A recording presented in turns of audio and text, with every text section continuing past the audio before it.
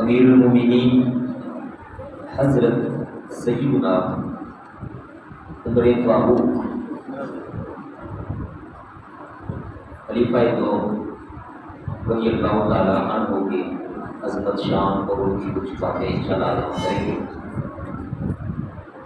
ہمارے پیارے آقا پاک صلی اللہ علیہ وسلم کے بعد جو پہلے خلیفہ ہیں، آپ سارے وہی جانتے ہیں، پہلے خلیفہ کا نام کیا ہے جی؟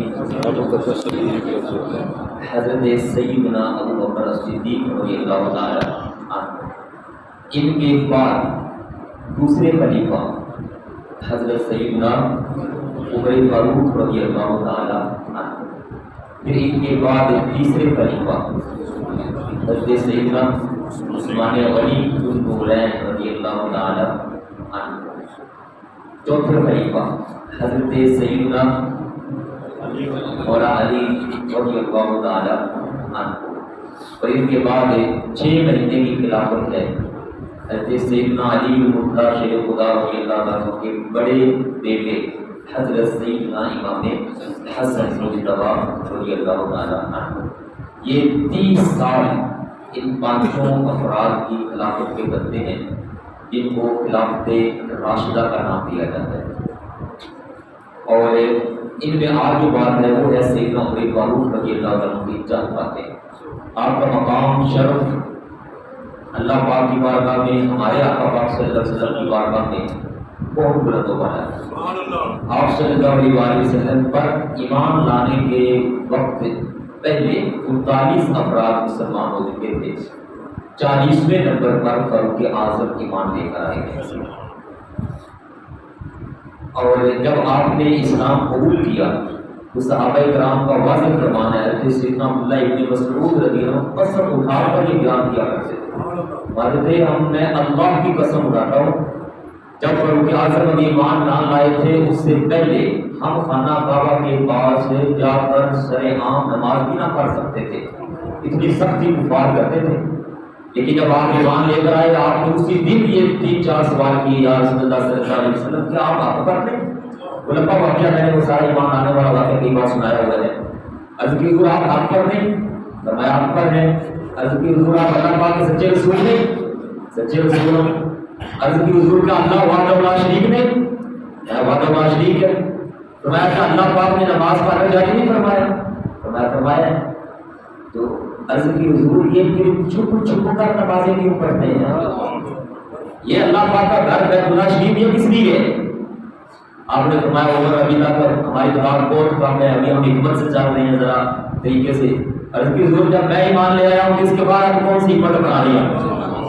مہربانی فرمائے ہونا آپ کی اجازت سے ہی ہے، یہ کافروں کی کیا ضرورت ہمیں یہاں نماز پڑھنے سے روکتے ہیں؟ آپ اجازت کا بات فرمائیں۔ آپ نے دیکھا جوش جذبہ محبت ان کا لگن اسلام کے ساتھ۔ ایک دن پہلے تو آپ نے دعا مانگی تھی، اللہم اعز الاسلام عمر بن الخطاب، اے مولا عمر ابن خطاب کے ذریعے اسلام کو قوت عطا فرما، عمر کے ذریعے اسلام کو عزت عطا فرما۔ اگلے دن آپ اسلام کو قبول کر آئے۔ آپ نے جب دیکھا کہ میری دعا کو اللہ پاک نے دل کے اندر میرے سامنے رکھ دی، آپ نے کہا چلو ادھر پھر چلتے ہیں خانہ کعبہ کے پاس چل کر نمازیں پڑھیں۔ بڑا لمبا خوبصورت واقعہ میں نے کس سے سنایا ہوا ہے۔ آپ نے 2 مہینوں میں ایک لائن میں ہوتے میرے حمزہ کو بھی 3 دن ہوئے تھے پہلے مسلمان ہوئے، دوسری لائن میں سیدنا فاروق اعظم، درمیان میں آقا پاک، پیچھے سارے صحابہ کرام، اور ایسے کر کے 2 مہینے لگ کے آ رہے ہیں۔ کیا خوبصورت منظر تھا۔ آپ آئے نا جب خانہ کعبہ کے مسجد حرام کے احاطے کے اندر، آپ نے بلند آواز سے فرمایا تھا، فرمایا کافروں جس نے اپنے بیوی کو بیوہ بنانا ہے آ کر ہمیں نماز پڑھنے سے روک لے، جس نے بچوں کو یتیم کروانا ہے آ جائے ہمیں نماز پڑھنے سے روک لے۔ کسی کی ضرورت نہیں، ہاتھ باندھ کر وہ کھڑے ہیں کناروں پر، سائڈوں پر۔ اور کافروں کا یہ بیان ہے، کہتے جب یہ انداز پیش ہوا ہمارے سامنے تو ہم سمجھتے یہ تھے کہ آج ایک بندہ نہیں آدھا مکہ مسلمان ہو گیا، ایک بڑے فاروق اسلام لانے کا بڑی کمال شخصیت ہے۔ تو پھر نعرہ اتنا بڑا لگا ان کی ایمان لانے پر، مکہ پاک کی ساری پہاڑی ایریا کو نعرے کی آواز کو گونج اٹھا تھا، اور کافر دہر کر رہ گئے تھے کہ یہ کیسا بندہ ہے جو ایمان لایا اور اتنا بڑا اللہ پاک کا نام بلند ہو گیا۔ اس دن سے لے کر پہلے دن سے لے کر آخری دن تک مصلی امامت پر آپ کھڑے ہیں۔ جب آپ زخم لگتے ہیں آخری دن تک، ایک لمحہ کے لیے بھی فاروق اعظم اسلام سے پیچھے نہیں گئے، بلکہ آپ کی ساری زندگی اسلام ہمیشہ آگے سے آگے بڑھتا ہے، اتنا آگے بڑھا اتنا آگے بڑھا اتنا آگے بڑھا کہ دنیا کفر یہ کہتی ہے کہ ایک عمر مل گیا اسلام کو، اگر ایک عمر اور مل جاتا یا عمر ہی کو اتنا وقت اور مل جاتا تو ساری دنیا کے اندر سے کفر کا نشان مل جاتا تھا۔ وہ عمر فاروق رضی اللہ تعالیٰ عنہ آقا کریم اسلام نے چلتے پھرتے فرما دیا، فرمایا عمر جنتی ہے۔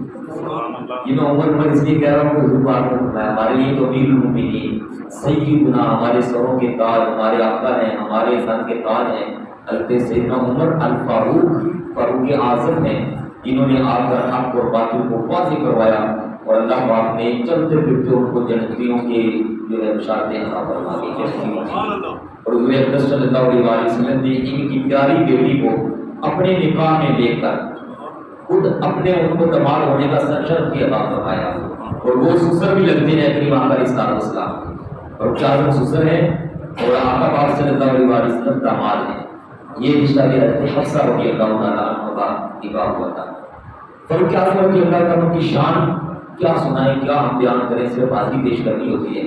جب آپ ایمان لائے نا، اس دن یہ واقعہ میں نے ابھی سنایا ہے، جبریل امین علیہ السلام اترے تھے، مصدر کے حاکم کی حدیث بات دیگر کی کتابوں میں نازل ہوئے، آگے عرض کی یا رسول اللہ صلی اللہ علیہ وسلم، عمر فاروق رضی اللہ تعالیٰ کے ایمان کی وجہ سے اہل سما بھی خوشیاں منا رہے ہیں، مبارکیں دے رہے ہیں ایک دوسرے کو، فرشتے آپس میں مل رہے ہیں مبارک کو۔ فرشتے کہا ہے فاروق اعظم کہا ایمان لائے ہیں، واپس میں مبارکیں دے رہے ہیں فاروق اعظم ایمان لائے ہیں، عمر کو مبارک ہو جناب۔ اس کا مطلب ہے بندہ اسلام کے اندر اس طرح کا بن جاتا ہے، اس طرح کا بن جاتا ہے، وہ ہمارے لیے اصل نمونہ ہے۔ امام علیہ السلام نے فرمایا نا، میری سنت اور میرے خلفاء کی سنت وہ تمہارے لیے اصل تابعداری کے قابل ہے، علیکم بسنتی وسنت خلفاء الراشدین، خلفاء راشد میں سے فاروق اعظم کو یہ بندے کا انداز ہونا چاہیے، جہاں اٹھے بیٹھے اللہ بندہ ایک بار لڑ جائے ہوئے یہ آدمی آ ہے، اس نے جب دیکھنا نا کہ اسلام کے بعد کی بات ہو رہی ہے تو ہماری خیر کوئی نہیں ہے، یہ انداز ہونا چاہیے۔ لیکن ارودگی یا بڑا انداز یا الٹے پلٹے اور لفظ منہ سے نکالنا وہ نہیں، اسلام پر کفر بھی اتنی زیادہ ہو بندے کی، میرا مطلب واقعی سمجھے بھائی بندہ جو آ رہا ہے اور اسلام کے اندر زبردست آ، جب آپ کو خلیفہ بنانے کا وقت آیا، تبھی جو ساری ہسٹری مختصر کر رہا ہوں، شان فضل سبحان اللہ، سیدنا صدیق اکبر رضی اللہ عنہ نے چند صحابہ کرام سے مشورہ کیا کہ میں نے اپنے بعد خلیفہ مقرر کرنے تو میں کرنا چاہتا ہوں، بتاؤ کس کو دو؟ کثیر صحابہ کرام نے مشورہ دیا تو کیا سب ہو، لیکن چند صحابہ کرام نے عرض کی کہ یا سیدنا صدیق اکبر رضی اللہ عنہ ایک مسئلہ ہے حضرت فاروق اعظم میں، ہمیں اس مسئلہ کی وجہ سے ڈر لگتا ہے، خوف ہے کہیں معاملہ سارا گڑبڑ نہ ہو جائے۔ آپ نے پتا کیا انہوں نے عرض کی کہ وہ سخت مزاج ہیں، انتہائی سخت ہے اسلام کے معاملے میں، ہمیں خطرہ ہے یہ سختی ان کی لوگوں کے لیے نقصان کا باعث نہ بن جائے۔ آپ نے بڑا پیارا جواب دیا، آپ نے فرمایا میں عمر فاروق سے چاہتا ہوں، ان کی ساری سختی اس وجہ سے ہے کیونکہ میں نرم ہوں، میں نرم ہوں، وہ سختی کرتے ہیں، تو ہماری دونوں کی سختی مل کر مسلم امہ کے لیے، ہمارے سارے اسلامی رعایا کے لیے اور اللہ پاک کی رحمت بن جائے کرتی ہے۔ اس کا مطلب صرف نرمی نہیں ہونی چاہیے اور صرف سختی بھی نہیں ہونی چاہیے، دونوں چیزیں ساتھ ساتھ مل کر چلتی رہے تو خوبصورت انداز میں بندہ تربیت کر پاتے ہیں۔ تو آپ نے فرمایا جب میری نرمی ختم ہو جائے گی ظاہر میں دنیا سے چلا جاؤں گا، پیچھے عمر فاروق کے اندر صرف سختی تم لوگ دیکھ رہے ہو، لیکن میں دیکھ رہا ہوں کہ وہ نرمی جو آقا پاک صلی اللہ علیہ وسلم کے اندر تھی اور وہ نرمی جو میرے اندر ہے، یہ دونوں نرمیاں مل کر فاروق اعظم کی سختی کے ساتھ یہ ساری مسلم امت کے لیے خیر ہی خیر بن گئے۔ میں دیکھ رہا ہوں کہ اللہ پاک یہ ہماری دونوں نرمیاں کو عطا فرمائے اور آپ کے پہلے خطبے کے یہ ارشاد ہے، اور سیدنا فاروق اعظم رضی اللہ عنہ جب سیدنا صدیق اکبر کا وصال مبارک ہو گیا، آپ خلیفہ بنے، صحابہ کرام نے بیعت کیا، آپ نے جب پہلا خطبہ دیا نا تو پہلے خطبے میں نا آپ صلی اللہ علیہ وسلم کا جو ممبر مبارک تھا اس کے اسٹیپ ہوتے تھے چار، ایک اوپر جہاں آپ صلی اللہ علیہ وسلم تشریف فرما ہوتے ہیں، اور قوم والا کسی سے. پھر جب سے نزدیک اکبر بیٹھے خطبہ دینے کے لیے، انہوں نے وہ مقام چھوڑ دیا جہاں حضور اکرم اسلام تشریف فرما ہوتے. وہ پھر اس جگہ پر بیٹھے جہاں پر حضور اکرم صلی اللہ علیہ وسلم کے پاؤں مبارک ہوا کرتے. بلکہ میرے لیے یہ بڑی شرف کی جگہ ہے کہ میں حضور پاک کے قدموں کی جگہ پر بیٹھ گیا. اور جب سیدنا صدیق اکبر کے بعد فاروق اعظم خطبہ دینے کے لیے آئے تو آپ نے وہ جگہ چنی جہاں پر سیدنا صدیق اکبر کے قدم مبارک ہوتے تھے. تو صحابہ کرام نے عرض کی کہ بھائی مقام تو وہ ہے اوپر والا بیٹھنے کا جہاں سیدنا صدیق اکبر بیٹھتے رہے. تو آپ نے بڑا پیارا جملہ ارشاد فرمایا، وہ کہاں اور میں کہاں. وہ کہاں، وہ خلیفہ کے رسول تھے، ان کو اللہ پاک ان کے پیارے رسول اکرم صلی اللہ علیہ وسلم نے اپنے مصلی پر کھڑا کیا. میں وہ کہاں میں کہاں. میرے لیے یہ بھی تھوڑا ہے کہ مجھے وہ جگہ مل جائے جہاں ان کے قدم شریف لگے ہوئے. یہ عمر فاروق کا بیان ہے رضی اللہ تعالیٰ. اور آج کے بندے ان سے اوپر جانے کی سوچ رہے ہیں، کہتے ہیں وہ کیا شخصیات ہے، ان کا کیا مقام، نعوذ باللہ من ذالک کا. ہم ہیں نعوذ باللہ استغفر اللہ ان سے بڑے. عقل نہ شعور نہ سمجھ، الٹا اپنے ایمان کو خطرے میں ڈال کر اپنے لیے آخرت برباد کی جائے. اللہ پاک ایسا کو شعور نصیب کرتا ہے. تو آپ اس مقام پر بیٹھے، آپ نے خطبے کا پہلا جملہ یہ ارشاد فرمایا میرے پیارے بھائیوں، خطبے میں ہی آپ نے ارشاد فرمایا، پہلا جملہ نہیں، ہم دو سنا کے بعد خطبے میں آپ نے یہ ارشاد فرمایا آج سے میرے اندر جو سختی ہے مسلمانوں کے لیے سب ختم، لیکن ظالم کان کھول کر سن لے، بدکار برے کام کرنے والے، فرمایا وہ کان کھول کر سن لے، میری ساری کی ساری سختی آج سے صرف اور صرف ظالموں کے لیے اور بدکاروں کے لیے ہوگی. جو اسلام میں رہ کر ظلم کرے گا اور دوسروں کا حق مارے گا، پھر وہ یہ نہ کہہ سکتے کہ میرے اندر نرمی ہے، میری ساری سختی اسی کے لیے ہے.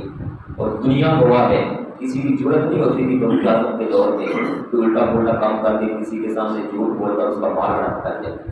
آج کل تو جھوٹ بولنے کو بڑا سوال سنے جاتا ہے نا، ان کو پتا ہوتا ہے کہ جھوٹ بولے گی ادھر پکڑے جائے.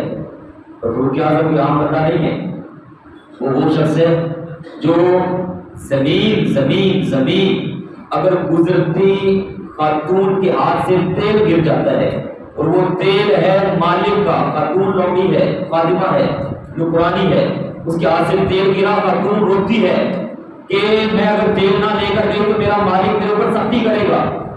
اور وہ جا کر شکایت پیش کرتی ہے فاروق اعظم کی بارگاہ میں کہ حضرت میرا تیل گر گیا زمین پر، میرا مالک سخت ہے، اب میں کہاں سے تیل لاؤں گی. آپ نے اس زمین کو آرڈر جاری کیا تھا، فرمایا تو کسی کا تیل کیوں چوس رہی ہے؟ کیا تیرے اوپر رہ کر میں عمر انصاف نہیں کر رہا؟ جب میں لوگوں کے حقوق ادا کروا رہا ہوں تو تیری جرأت کیسے ہوگی کہ تو ایسی خاتون کا تیل اپنے اندر جذب کر دے؟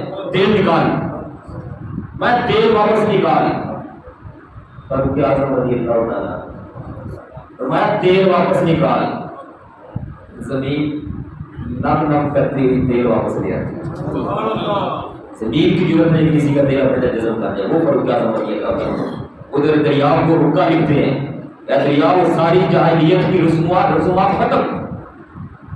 یہ جو عورتوں کو لے کر چلا کرتا تھا آج سے ختم ہے چلا یہ سارا سسٹم.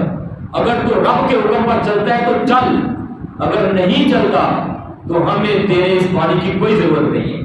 رکا جب ڈالا جاتا ہے دریا کے اندر، دریا کوئی دوشیزہ نہیں مانگتا، دریا کے اندر رکا جانے کی دیر ہے ادھر سے پانی روانہ ہو جاتا ہے. وہ عمر فاروق رضی اللہ عنہ. ہمارے بابا سرکار نے یہاں ایک بات لکھی ہوئی ہے کہ دیکھو محبوبان دی مرضی تے، آقا پاک صلی اللہ علیہ وسلم کی بات ہے، دیکھو محبوبان دی مرضی تے قبلے بدلائے جاندے نے، قبلے بدلائے جاندے نے، محبوب دے پاک اشارے تے سجدے کروائے جاندے نے. فرمایا وہ تو بڑی بات کا مقرر ہے، محبوب صلی اللہ علیہ وسلم کی تو بات بڑی ہے. فرمایا محبوب دی گل تے ایک پاسے سن گل محبوب دے خادماں دی فاروق دے لکھیاں رکیاں تے بے نیل چڑھائے جاتے ہیں. عوام بولتے رہے کہ ہماری کو مانتا نہیں ہے، وہاں خط پہنچتا ہے، رکا چھوٹا سا خط بھی نہیں ہے، چھوٹی سی چپٹ ہے. فرمایا آپ اس کو رکاؤ کریے، آپ اس کی ضرورت کیسے ہوئی ہے؟ وہ علامہ اقبال نے جو کہا ہے نا کی محمد سے وفا تو نے تو ہم تیرے ہیں، یہ جہاں چیز ہے کیا لوگوں قلم تیرے ہیں، یہ ہے حقیقت اور وہ سارے کا سارا عمل فاروق اعظم رضی اللہ عنہ نے کر کے دکھایا ہوا ہے۔ آپ نے اپنے دور کے اندر کہاں کہاں تک اسلام کو پھیلایا، مسجد اقصیٰ آزاد ہوگی، بیت المقدس آزاد ہوا اور 32 سے 36 ہزار مربع میل تک اسلامی نظام کو وسیع تر ہوتا گیا۔ آپ کے دور میں 3600 علاقے فتح ہوئے تھے، ایک دو علاقے نہیں، 3600 علاقے، اور آپ نے اپنے دور کے اندر 900 جامع مساجد تعمیر کروائی تھی اور 400 چھوٹی مساجد، ہر گلی کے ایک کونے پر آپ نے چھوٹی مسجد تعمیر کروائی تھی کہ کوئی بندہ بھی اپنی گلی میں سے نکلے اس کو جامع مسجد میں جانے کی دشواری نہ ہو، وہاں سے نکل کر وہاں نماز پڑھے۔ لیکن سارے ایریوں والوں کو حکم ہوتا تھا کہ جب جمعہ پڑھنا ہے تو جمعہ کے لیے اپنی مسجد کے اندر 4 بندے لے کر، ادھر 4 بندے لے کر، ادھر 4 بندے لے کر مت بیٹھو۔ جمعہ کا خطبہ دے گا قاضی القضا، وقت کا گورنر، وہ عظیم صحابہ کرام جنہوں نے صفہ مقام پر بیٹھ کر حضور پاک علیہ السلام سے دین سیکھا ہوا تھا، وہ آپ نے گورنر مقرر کیے ہوئے تھے، ہمارا وہ دیں گے جمعہ کا خطبہ اور سارے لوگوں کو سمجھائیں گے، اور ساری چھوٹی مساجد کے لوگوں کو حکم جاری کیا کہ اپنے ایریوں سے نکل کر جامع مسجد کے اندر آ کر جمعہ پڑھنا ہے، اور قاضی صاحب کو حکم تھا، چیف جسٹس صاحب کو، کہ آپ نے ان لوگوں کو بتانا ہے زنا کی سزا کیا ہے، چوری کی سزا کیا ہے، ڈاکے کی سزا کیا ہے، کسی کا حق مارو گے تو اس کی سزا کیا ہے، منڈی کے اندر جھوٹ بول کر چیز 2 نمبر بیچو گے تو اس کی سزا کیا ہے۔ یہ ساری سزائیں آپ نے ان کو بتانی ہے۔ آنے والے پائے سے جو منڈی سے تجربہ کار نہیں ہوتے، پنڈوں کے اناج لے کر شہروں میں آتے ہیں جاتی لوگ سامان بیچنے کے لیے، اور اس کو کسی نے دھوکہ دیا اور چلاکی کی تو اس کے پاس آگے چلا گیا، اس کا سامان لا کر خود بیچنا چاہا اور اس کو تھوڑی سی اماؤنٹ دے کر پیچھے سے واپس چلا دیا، اس کو کتنی بڑی سزا ملے گی۔ اور قاضی کو یہ ہوتا تھا حکم کہ آپ نے سنانا ہے، ہم نگرانی کریں گے مارکیٹ کے اندر دکان کون کھول رہا ہے، نگرانی ہوگی جو جس بارے دکان کھول رہا ہے ہم اس سے اس کے متعلق علمی دینی معلومات پوچھیں گے۔ اگر تجارت کی دکان کھول رہے ہو تو کتاب البیوع، بیع کے سارے اصول سمجھاؤ ہمیں، یہ جو بزنس ہے اس کے کاروبار کے طریقے بتاؤ، اسلامی حوالے سے کہاں جائز ہے، کہاں حرام ہے، کہاں حلال ہے، یہ ہم پوچھیں گے آ کر۔ اگر کسی بندے کو پتہ نہیں ہوگا تو فرمایا اس کی دکان کو، اسٹور کو تب تک بند رکھا جائے گا جب تک وہ اصحاب صفہ کے پاس جا کر اس کے متعلق اپنا علم کامل نہیں بنا لیتے۔ یہ ساری پابندیاں ہوتی تھی، اس وجہ سے ہر طرف خوبصورت ہی خوبصورت ماحول، اتنا اعلیٰ ماحول ہوتا تھا۔ ایک خاتون اگر تھال کے اندر سونا اور چاندی رکھ کے اپنے سر پر رکھ کے وہ جا رہی ہے مدینہ پاک سے، اس نے سفر شروع کیا، مکہ پاک تک آتی ہے، مکہ پاک سفر کر کے یمن جانا چاہ رہی ہے، شام جانا چاہ رہی ہے، جدھر جانا چاہتی ہے رستے میں کسی کی جرت نہیں ہوتی کہ اس کی عزت پر یا اس کے سامان پر ہاتھ ڈال دے۔ یہ وہ خوبصورت دور تھا جو آج ہم سنا رہے ہیں، سن رہے ہیں۔ آپ نے بڑا خوبصورت نظام قائم کیا ہوا تھا، آپ نماز مسجد میں پڑھا کرتے تھے، نماز جامع مسجد میں پڑھ کے آپ وہاں بیٹھ جاتے تھے۔ لوگوں کو کہنا کوئی مسافر آیا ہے تو اپنے علاقے کی بات مجھے سناؤ، کوئی یہاں کے لوگ ہیں تو آپ مجھے بتاؤ معاملات کیا چل رہے ہیں۔ لوگوں نے دن کے ٹائم جو شکایات پیش کرنی آپ نے حل کرنی، جو نہ کر سکنی آپ راتوں کے ٹائم دیس بدل کر، کپڑے بدل کر، اپنا ظاہری حلیہ مبارک چھپا کر گلیوں میں چلے جایا کرتے تھے۔ وہ کونے کونے گلیوں میں جا کر آپ نے گشت کرنا، کبھی سفر پر گئے ہوئے ہیں تو سفر میں جو علاقہ کوئی آ جانا وہاں پر گشت کرنا، وہاں کے حالات معلوم کر کے اور اس علاقے کے سارے سسٹم کو درست کرواتے تھے۔ سیدنا فاروق اعظم رضی اللہ عنہ جب آپ کا وصال ہونے لگا تو آپ سے پوچھا گیا کہ جناب آپ کیا سمجھتے ہیں، آپ کیا سمجھتے ہیں، اتنا بڑا آپ نے نظام قائم کر دیا۔ آپ نے فرمایا یہ ہوا اس کے فضل سے ہی ہے، لیکن میں ڈرتا ہوں کہ کہیں اگر مجھ سے حساب شروع ہو گیا تو میں کیا بتاؤں گا، اتنا بڑا کام کرنے کے بعد اگر مجھ سے پوچھا گیا میں کیا بتاؤں گا۔ دعا کرتے تھے اللہ میری نیکیاں اور یہ میرے کام میں برابر ہی پیٹ ہو جائے تو میں تیری رحمت پر راضی ہوں، اگر میرے اوپر رحمت ہو جائے تو میں بغیر حساب کے بخش جاؤں تو تیرا فضل ہوگا۔ ایک دن آپ جا رہے ہیں دریا کے اندر، جو لہریں ہوتی ہیں نا دریا کے اندر لہریں اٹھتی ہیں سمندر کے کنارے پر لمبے سفر پر، اس کے اندر ایک تنکا آتا ہے، 2 تنکے آتے ہیں، 4 تنکے آتے ہیں، وہ لہروں کے ساتھ تنکے آتے ہیں، ادھر رک جاتے ہیں، پھر نئی لہریں آتی ہیں، پھر ان تنکوں کو واپس بہا کے لے جاتی ہیں۔ تو آپ اس تنکے کو دیکھتے ہیں تو غائب ہو گیا ہے، تو اس سے ختم ہو گیا ہے۔ تو آپ فرمانے لگے کاش اے عمر تو بھی ایک تنکا ہوتا جس کو یہ دریا پانی ہوائیں اڑا اڑو کے غائب کر دیتی اور تجھے تیرے رب کی بارگاہ میں پیش نہ ہونا پڑتا. اتنی بڑی شخصیت اور عاجزی اس درجے پر آپ ہی کو فرمانے والی شان ہے. میں جب بندہ اکڑنے کی بجائے اتنا جھکتا ہے اتنا اتنا اتنا اتنا اتنا آپ نے زمین پر ہاتھ لگا دیا. میں جب بندہ یہاں چلا جاتا ہے نا عاجزی میں تو اللہ پاک دیکھتا ہے بندہ جھکے اب میں بندے کی شان اور پردے کو بڑھا دوں گا. وہ اللہ تبارک و تعالیٰ کے بندے کو بلندی عطا فرماتے ہیں. ہم جو کیا کرتے ہیں مقام بھی کوئی جب بندہ جھک جاتا ہے اللہ پاک کی بارگاہ میں مقام آتے ہیں. یہ اصل نظام میرے پیارے بھائی جو سسٹم دیا آپ نے کائنات کو آج ہمیں ضرورت ہے تو اس سسٹم کو عام کریں, اس کو پھیلائیں, لوگوں تک میسج پہنچائیں اور معاشرے کے اندر سچ کو پھیلائیں, جھوٹ سے اپنے آپ کو بچائیں, غیبت سے بچائیں, چگلی سے, ایک دوسرے کا حق مارنے سے بچائیں, ماؤں بہنوں کی عزتوں کے اوپر پوری نگاہ ڈالنے سے اپنے آپ کو بچائیں. رستے میں آتے جاتی ہماری مائیں بہنیں وہ ہم سے بالکل محفوظ ہونی چاہیے. کوئی خاتون جا رہی ہو تو اس کا راستہ روکنے کی بجائے دور سے اس کو راستہ دیں. اگر اپنے بیٹے کے ساتھ ہے, بھائی کے ساتھ ہے, یا اپنے شوہر کے ساتھ ہے, کسی بھی مرد کے ساتھ وہ خاتون ہے, گاڑی پر اگر ہم ہیں تو ہم خواتین کی عزت کی بات کریں, اپنے آپ کو سیر پر کریں, ان کو آگے جانے کے لیے وقت دیں, موقع دیں, راستہ دیں. یہ اصل میں مردانگی ہے, یہی اصل میں ہمارے اسلام کی شائستگی ہے جو ہمارے اندر چاہیے. ایک دوسرے کا خیال رکھیں گے تو اللہ پاک انشاءاللہ ایک جو قوم ہوتی ہے قوم وہ انشاءاللہ سے نظریہ بنے گا اور یہ غفلہ پٹری معاشرے کے اندر پھیلی اللہ پاک کی مدد سے یہ ختم ہوگی تو اللہ پاک پھر سے اس امت کو عروج نصیب فرمائے گا. اللہ پاک ہم سب کو عمل کی توفیق نصیب فرمائے.